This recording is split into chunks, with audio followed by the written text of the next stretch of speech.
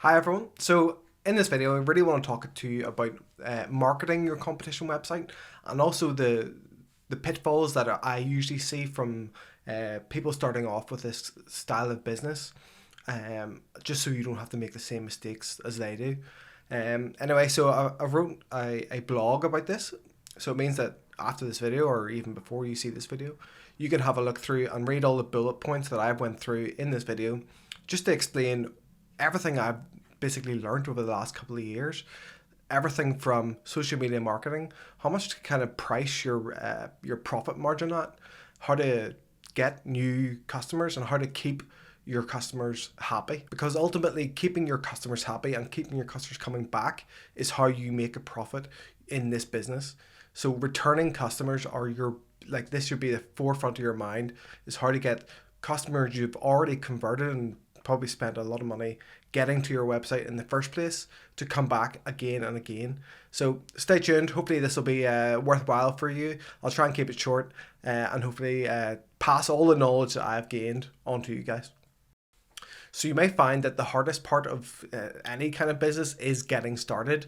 Usually when you've got the kind of momentum behind you, you can start to advertise better. You know what people want more, and you've got just generally more experience in the field. But say you're not at that stage, that you want more customers coming through the door without obviously having that experience up front. So the best place to start is actually with friends and family. If you can't sell to your friends and family, or if you have this grand idea to what your competitions are going to entail and how you're going to do them, what makes you different to someone else, and basically, I'm sure you've seen there is a few of these out there.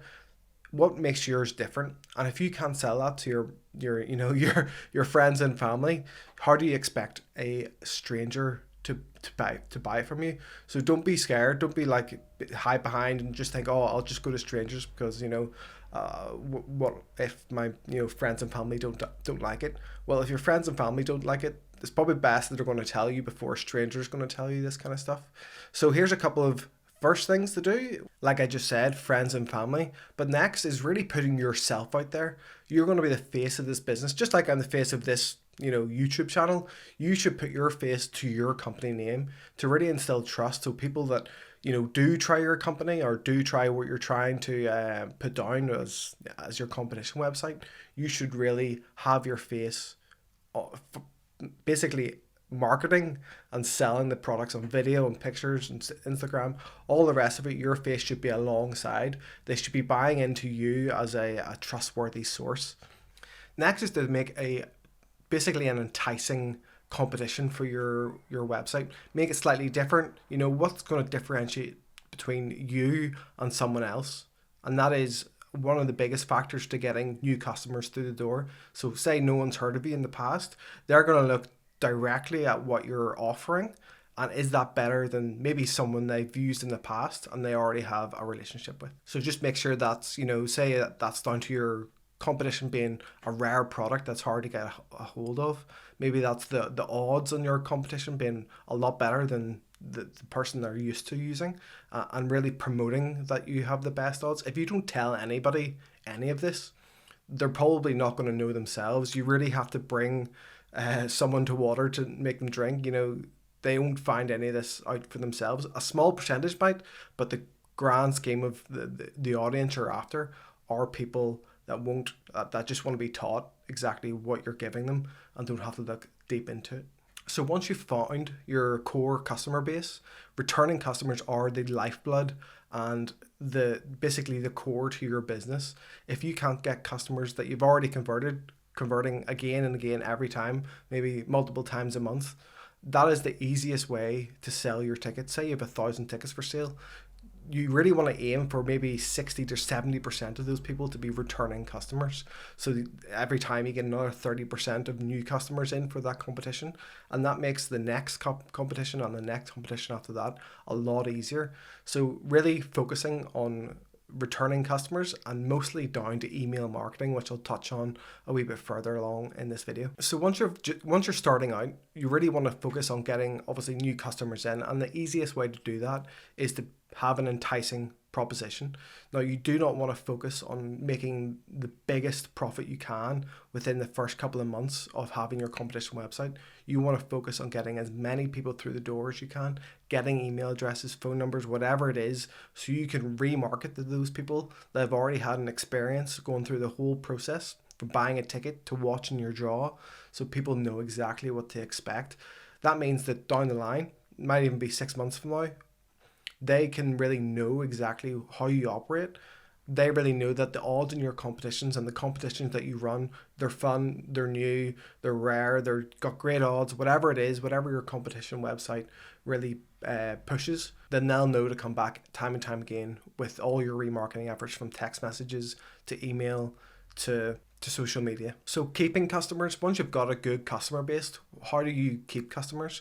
I actually learned something quite a while ago from YouTube, of all places, to how to keep customers and how to keep their retention.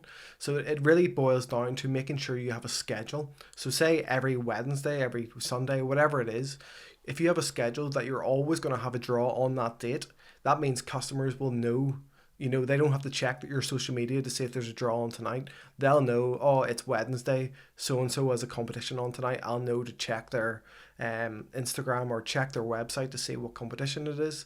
If you have a schedule, they'll know. They don't have to guess or check up on you and to see what you're doing or see your marketing. If you basically have a schedule that you stick to, it's the best way of marketing without having to rely on them coming back and checking on you. Some on-site discounts are also great for returning customers. You can tell them through email marketing. There's 101. I've got my own email marketing, which makes it super easy for you to send emails directly from your website to your customers. There's 101 other ones out there, but really all you want is to make sure there's a big picture, your logo, and a link directly to that competition with saying, let's say, for the next 2 days, there's going to be 20-30% off all tickets. If you can sell 20 to 50% of the tickets up front, so that's before the last, say, 2 days of the competition, that's a good place for you to be. You'll find that the last couple of days, on the last couple of hours of your competition, is where you sell the majority of your tickets. So don't be scared to give a bit of an early bird discount to the tickets a couple of days in advance, or even a week in advance, to sell a few up front, because you'll make all your profit or whatever at the very end, in the last couple of hours of the competition.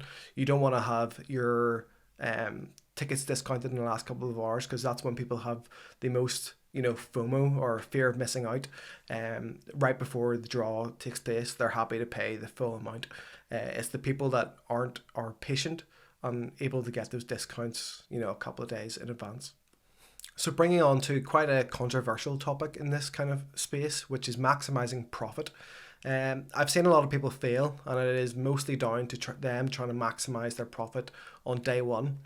What I would give you from what I've seen, now full disclosure, I have never ran a competition website, but I've built hundreds of these, and I've seen exactly how people succeed and how people fail. And the number one hurdle is that they think that customers aren't looking at how much profit they're making per competition. So what you want to do is keep the profit margin at the very start quite low. That means you'll get as many customers in as possible. And as time goes on, the first couple of months go past, you've got a couple of competitions under your belt. Start getting all the data and seeing how many tickets sold and how fast things sold on certain dates. And playing with the profit margin, whether that be 20 to 30, whatever percentage you want to work with. To be honest, I'm not here to tell you what's right and what's wrong. Maybe 100% profit is, I would consider, high. But if you change the percentage points of how much profit you're making per competition, and then see where customers, reflect on that. Do they still keep entering, or do they say, the odds aren't as good as they once were, and they end up going somewhere else? You kind of get that happy medium where you're getting most of your customers in for the most profit. And the way to make money in these competition websites is through volume. It's not, making 300% on one competition just because you think you can, just because people aren't looking. It's the best it's better to do 3 competitions and make. So say you're making £1,000 per competition and you want to make $3,000 right away. It's better off doing 3 competitions at £1,000 profit each, rather than one competition trying to make £3,000 profit. You get more customers in, customers are happy, you're still making the same amount of money. And even in the long term, if you can keep on doing that kind of volume, you've got a revenue source, which is just, what you really want for this type of business. So starting out on social media is terrible. There is so many people, not even in just this industry, but hundreds and thousands of other industries, all competing for the same eyeballs that you are. So one thing I would say is try and get into camera, try and get into video, try and get into the harder style social media. These types of social media platforms where you just post a picture is super easy. And that's the reason most of the time it doesn't work, because it's easy, because everybody's doing it. Not even in just in the competition space, but all different spaces. So if you can get on YouTube, if you can get in TikTok, if you can get even reels or shorts for YouTube, making videos of you talking about a product, whatever it is, talking about how your competition website is different, just like I'm doing with my company here, selling do-it-yourself raffle websites. If I wasn't putting my face to the camera and explaining all this to you guys, if it was just in a blog, you probably wouldn't listen. And that's because video, it's so much easier to relate to someone on video than it is over a picture or whatever. So really get the camera phone out, don't be shy, and get going. I definitely recommend it. So paid advertising. Now, paid advertising can be a bit of a pain, because I'm sure a few of you will know that you will need an RWG license, which basically real money, or RMG license, which is a real money gambling. So because you're giving away, say, a couple of £1,000 or whatever it is, Facebook will require you to have a letter from a solicitor to basically say, yes, this website is all above board, which if you are using the template, you are, but nonetheless, you will need a solicitor to write a quick letter that says, yes, for UK and Irish law, this is perfect. So you'll need to then submit that to Facebook, or else they won't let you run paid adverts. Now, one thing on paid adverts are great for amplifying how your company is already going. Trying to build your company off paid advertising usually doesn't end very well. It usually ends up in throwing thousands of pounds and things aren't going 100% your way. What you should do is, once advertising starts, or once your business starts going quite well, you can use paid advertising to amplify your business going even better. So if you can get on camera, whatever it is, try and go for your friends and family. Make sure your competition website is starting to sell tickets and has a history of selling tickets before going paid advertising route, because ultimately, if you're just relying on, paying, then you're going to end up probably not selling all the tickets. You want to make sure you've got that core audience first, and then use paid advertising to amplify your ticket sales. So just remember, when it comes to social media, usually with the lowest barrier to entry of getting adverts out there, which is social media, usually everybody is going for the same, low hanging fruit. If you can think outside, I know it's so stupid, I know it's so easy for me to say, oh, just think outside the box, or else everybody would be thinking outside the box. But if you just think what you're good at and push on that, try 101 things until something works. That's the only advice I can give you. But if you're all just going out there, posting a picture of an iPhone or whatever it is, trying to flog tickets, it doesn't work out. One last thing to touch on, which is, I think, a huge marketing area that people are not maximizing, which is the live draw. I see a lot of people just putting up their phone, recording a 10-year-old laptop, not particularly looking very professional on live stream. That is the biggest point where you can sell next week's draw, or you can just really come across as trustworthy on your live stream. Have a look into the likes of OBS, which is a broadcasting software, which is completely free. If you can learn how to use it, there's so many videos out there teaching people how to use OBS. You can make it really professional. You can talk on camera beforehand. You can do a bit of countdown, make it a bit more of a show. If you know someone who's good on camera, then I recommend try and get them on as well, because this is the opportunity where you have a captured audience. They want to be watching you. They're about to see who wins the draw that they've just applied to or just got tickets for. So if you can then sell tickets going further down the line, even just on the back of how professional your live stream is compared to everybody else's, that is where you can really make the difference. So definitely look into OBS and how to set up a streaming setup. I might actually do something like that myself very soon and just show you how I would expect a competition website to run their live streams. Well, hopefully this video gave you a bit of insight into my knowledge into the competition website space. I'm really happy if you could like the video, even comment below with anything you've learned. Because ultimately we are a bit of a small niche community here ourselves. So if you want to let people know what's worked for you, there's plenty of customers out there. There's 50 odd or 60 odd million people in the UK alone.